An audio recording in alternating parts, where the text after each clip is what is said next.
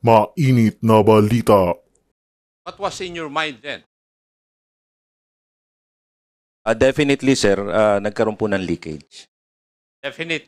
Yes, sir. Sagot po niyo sa akin, definite. Yes, sir. nagkaroon ng Definitely, leakage. sir. So you were already the CIDG head when Colonel Alejandro raided yung Pogo Hub sa Bamban, Tarlac in February of 2023.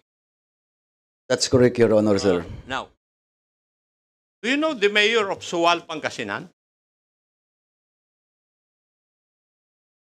Yes, Your Honor. Yes, but you are very close with him. El Karamat, Yes, sir. would you know if the mayor of Sual, Pangasinan, really the boyfriend of Madam Mayor, former Mayor Alice Go? Kikita-kita kayo eh. Diba? That's correct, Your Honor. Yes. Kaya huwag ka na magsinungaling. Because a while ago, you were telling us that you were on leave. Now, sinasabi mo... That was a different operation, Your Honor, sir. No. Wait.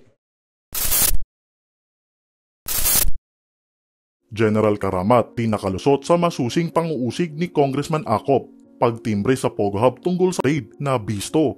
Sa pagpapatuloy ng investigasyon patungkol sa Pogo ay muling isinalang ang isa sa mga kontrobersyal na opisyal ng Philippine National Police na si General Romeo Karamat Jr. Sa nauna na ngang investigasyon ay napag-alaman siya ang nag-order upang sibakin sa pwesto ang mga kapulisang kabilang sa Crime Investigation and Detection Group na nagsagawa ng raid sa Pogo Hub sa Bamban, Tarlac. Napag-alaman nga ang tilay kahina-hinalang koneksyon at pagkakakilanlan ng general sa mga persons of interest na di umano ay dawit sa operasyon ng Pogo. Una na nga ay ang litrato nila ni JP Samson na siyang nagmamay-ari ng kumpanyang West Cars na kung saan ay siyang ginagamit ni Bamban Tarlac Mayor Alice Go na isa sa mga hinihinalang protektor ng iligal na Pogo. Sa panggigisa ni Congressman Acop ay napag-usapan ang tunay na rason kung bakit nga sinibak sa pwesto ang ilang mga kapulisang sangkot sa nasabing raid sa Bamban, Pogo. Dito na nadula si General Karamat na di umano ay meron ng relief order para sa mga nasabing pulis bago pa ang operasyon, ngunit noong una niyang sinagot ay di umano wala siyang kaalam-alam dahil nakalive di umano siya nung mga panahong iyon.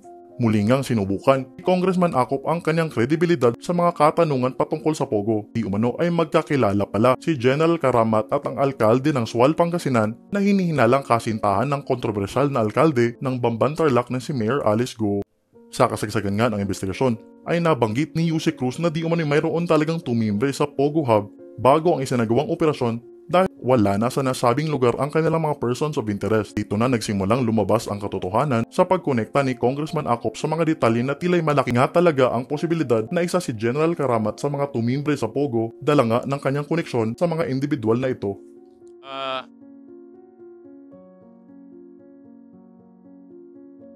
I asked Undersecretary Cruz.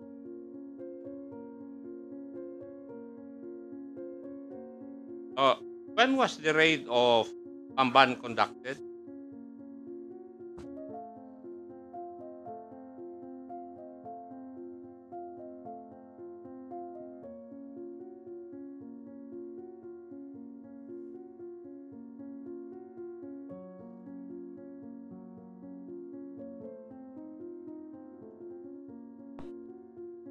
Your Honor, it's March 13, 2024, Your Honor.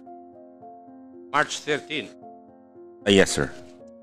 Would it be true that the information that you had a meeting for March 13 in a certain camp in Region 3? What particular meeting, Your Honor? Did you have a meeting at Camp General Servilio Aquino of the Northern Luzon Command before the raid? Before the raid, yes, sir. Sa NOLCOM po, sir, meron. Yeah, that's the question that I... Yes, sir, I meron asked. po, sir. And in that meeting, informations were received by your office na lumalabas na yung mga tao doon sa Pogo Hub sa Bamban. Would that be correct? Yes, sir. That's true, Your Honor. Yes, that's true. And because of that, inapuran nyo na yung pag-conduct nyo ng raid. Yes, sir. Yes. I know, what were the expected, or what was the expected number of people that you would find in the Pogo Hub? During our pre-op, sir, we're expecting around 1,000 to 1,500 foreign nationals ang dadatnan po namin, sir. And how many were you able to arrest? Sa record po namin, sir, about mga nasa 300 na lang po, sir, yung mga dinat na namin mga foreign national. So, what was in your mind then? Definitely, sir, nagkaroon po ng leakage. Definite. Yes, sir. Sagot po nyo sa akin, definite. Yes, sir. nagkaroon ng Definitely, leakage. sir. Kaya kumonte yung naratnan ninyo. Yes, sir. I asked if General Karamat still here. Present, Your Honor. Okay. Narinig mo yung sagot ni Jose Cruz doon sa Kwan sa tanong ko. Yes, sir. Ba na definitely nagkaroon ng leakage noong March 13 na operation, which included the Office of the Criminal Investigation and Detection. Tama? Yes, I heard, Your Honor. Now, yung dahilan doon sa isang raid kung bakit yung bang pamban na Jose Cruz yung elements ng CIDG galing na sa Regions 1 in Cordillera. Yes, sir. Actually, kaya po na-delay, Your Honor, yung pagdating ng elements from the Region 1, sir, dahil medyo malayo po, sir. So that's why we need to, yung grupo na lang namin, sir, ang talaga nagtulong-tulong para maisara, sir, yung mga lalabasan, sir, ng mga nasa Pogo Hubs. But the participating units knew of the raid. Yes, sir. Kasama po namin, sir, yung CIDG nun, sir. Yes, sir. Nung CIDG elements from where? NCR, sir. Yeah. Thank you. There was also a raid conducted on the same area by the CIDG alone. Tama po ba? I think that was, tatanong kanina, that was February 1 ba? That's 2023, Your Honor. Yes. Yun yung tanong ni Honorable Busita na CIDG lang ang nag-operate. Tama po? That's what I heard, Your Honor. Yes. Tama rin po ba, General Karamat? That's correct, Your Honor. Yes. And ang nag-lead ng raid, tatanong ni General Busita, I understand it's si Colonel Alejandro? Yes, Your Honor. Yes.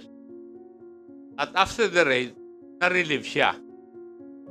Yes, Your Honor. Pero hindi pa ikaw ang CIDG head. I was already the CIDG head, sir. You were already the Yes, CIDG. sir. Para maklarify kasi magulo kanina yung pagtatanong. Yes, sir. Di ba? So you were already the CIDG head when Colonel Alejandro raided yung Pogo Hub sa Bamban, Tarlac in February of 2023. That's correct, Your Honor, sir. Now, let's go back to the question of the Honorable Busita. Magulo kanina. Most of our time, yan lang sa question na yun eh. Issue na yan.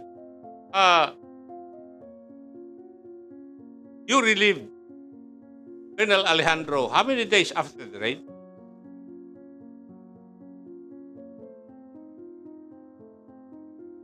A day after the operation, sir. A day after the operations. Yes, sir. Now, Honorable Busita did not ask you the reason why. I'm asking you the reason why a day after the operation, you relieved the head of the team which operated against the Pogo Hub in Bamban, Tarlac. Yes, sir, because there was already scheduled a revamp among all my commanders, sir. Actually, it was not Colonel Alejandro was issued order on that day. There were several regional commanders who were included in that reshuffle, sir. Do you know the mayor of Sual, Pangasinan? Yes, Your Honor. Yes. And how close are you with him? Being a former policeman, I know him. As a colleague also, as a police, sir. But you are very close with him. Together with retired General Ronald Lee. Would that be correct? I cannot answer for General Ronald Lee, sir. Well, as a while ago, may mga pictures po kayo eh. Kaya na pinita ng chairman kanina. Ako, I have pictures. Would you still deny that? I could only answer for myself, sir. But I suppose General You do Lee not was know- once the provincial director in Bulacan, sir. I'm in Pangasinan, sir, so I suppose he knows him, sir. Kikita-kita kayo eh. Diba? That's correct, Your Honor. Yes. Kaya huwag ka na magsinungaling.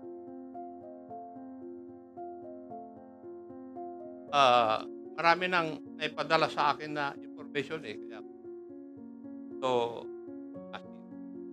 the reason why Colonel Alejandro after the raid in Bamban was issued because meron ng plano na i-reshuffle ninyo. That's your official answer. Yes, Your Honor, sir. And you think this representation would believe that? Come again, Your Honor, sir. And you think this representation, paniniwalaan po yun? Sinabi nyo? I believe so, sir, because I was the one who authorized that operation in Banban. I give them clearance, sir. So, there is no reason na talagang i-relieve ko dahil dun sa operation nila dahil ako mismo ang nagbigay ng clearance sa operations na yun.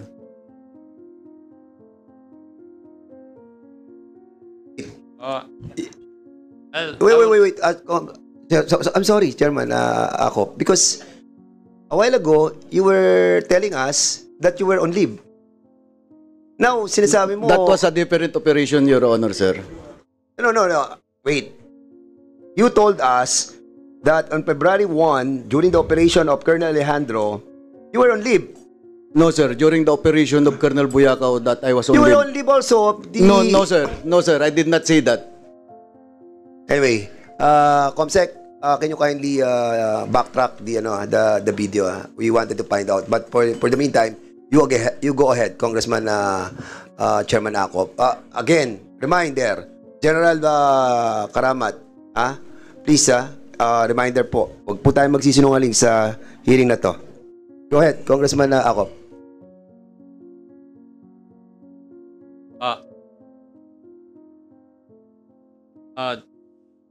El Karamat, Yes, sir.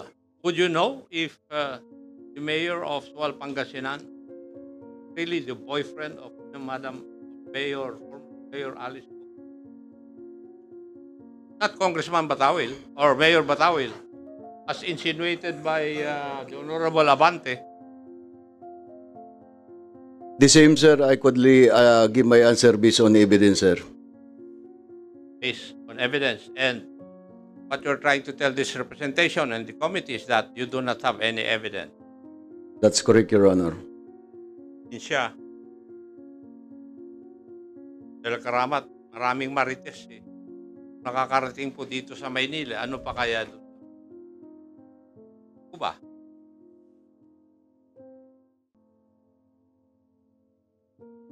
I will stick with my answer, Your Honor, sir, that I have no evidence, sir. Kasi, kung titingnan po ninyo kasi, yung pagtatanong ko kay Yusek Cruz, definitely nagkaroon ng leakage. Yun ang statement niya. Saan po kaya manggagaling yung leakage? Kundi doon sa mga nakakaalam na merong operation against the Bamban Pogo Hub. Di po ba? Sir, the operation... You are an investigator. Alam mo na yung mga connections na yun. Di po? Sir, I was not informed on that operation, sir. I was on leave abroad, sir. Zero knowledge talaga kami, sir. Even my command group, sir, were not informed of that operation, sir. Yusek Cruz, why were there two search warrants you secured for such an operation?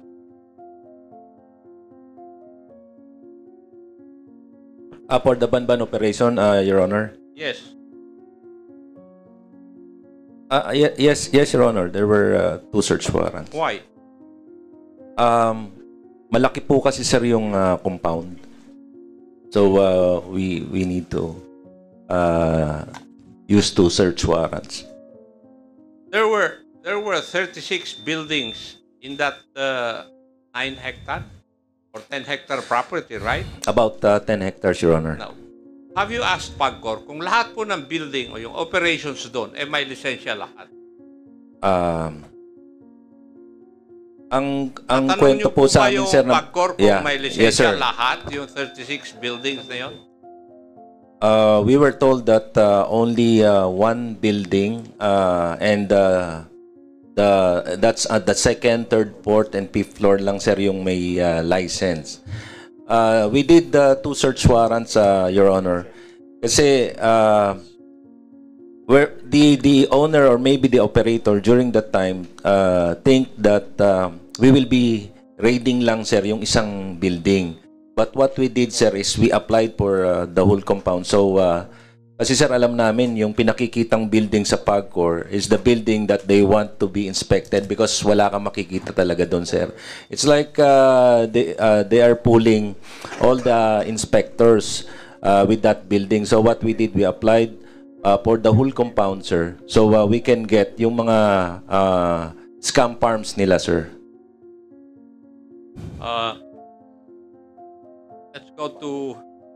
Let's leave that. Let's go to the raid at the subdivision in Tuba Benguet. Secretary Hari. Yes, I heard Mr. you Chair. mention that it belongs to a corporation with you having share so far as that corporation is concerned. An Tama po? interest po. Opo. When you say interest, may shares po kayo? Well, nominal share po ako ngayon, pero gaya ng aking sinabi, we're in the process of reorganization and reallocating assets as part of estate planning. At ito pong Baguio property, talaga pong bago pa mangyari itong raid nito, ay talagang pinili ko that I want it back. May I know the name of the corporation? Na-submit ko na po sa Secretariat, PH2, mahaba ang pangalan eh. Binigay ko na po sa Secretariat po yung contract of lease. And at, yes. po, at And the majority shareholder is Biancham Biancham Holdings. po. Biancham. Mr. Chair, may I ask that the SEC give us the documents so far as this corporation is concerned. And Okay, so move, Mr. Chair. yes, thank you so much. As a matter of fact, Congressman Acop, we have submitted, they have submitted the SEC a lot of documents pertaining to incorporators of the different companies. But this one is so different. Mr. Oo Chair, nga pala. I have committed to submit it before this honorable committee. Yeah, a while ago we asked for that copy already. Yes, Your Honor. So we'll and be I've expecting committed, to Your Honor. submit it in the soonest possible time. Yes, Your Honor. We Thank will, you. Mr. Chair.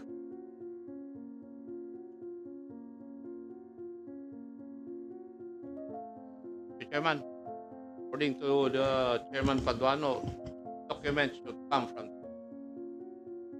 Yes, that's I think we asked the, okay. SEC, can you kindly give us also the documents pertaining to the corporations that was registered to your agency? Asan ang LCC? Ayun, ha? You know the name of the company already, correct? Yes, we'll give you the name of the company. Furnish us as soon as possible. Yes, Thank you. Thank you. And Secretary, I heard also that you would eventually it would become yours. Yes, Your Honor. You intend to buy all the shares? Well, ang mangyayari po is Biancham owns PH2. Biancham will transfer the shares of PH2 to another holding corporation that I will be controlling, Your Honor. And would you be at liberty to name the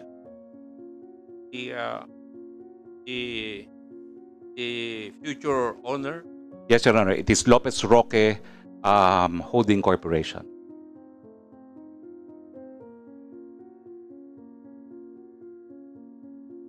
I go to Madam Andrea. Opo, sir. It has been sinasabi po ng lahat media na it was during your time mami po yung pogo. Tama po ba? Hindi ko po alam kung saan ang basis noon, pero ang gawa po namin ay yung mga existing noon na pogo na offshore gaming operations, nagpa-license po sa amin at siguro po meron mga bagong nagpa-license.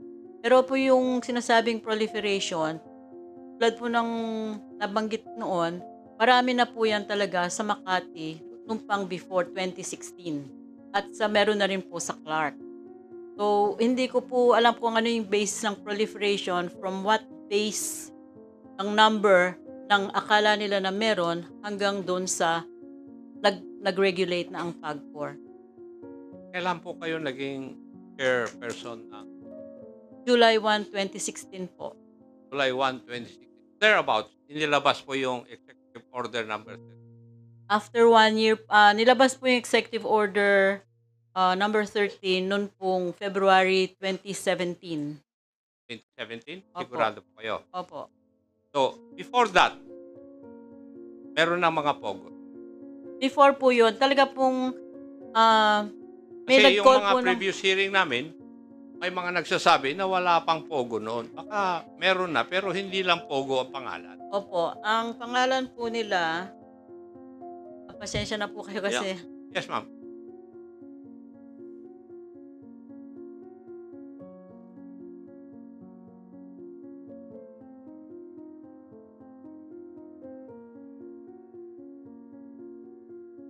Ang pangalan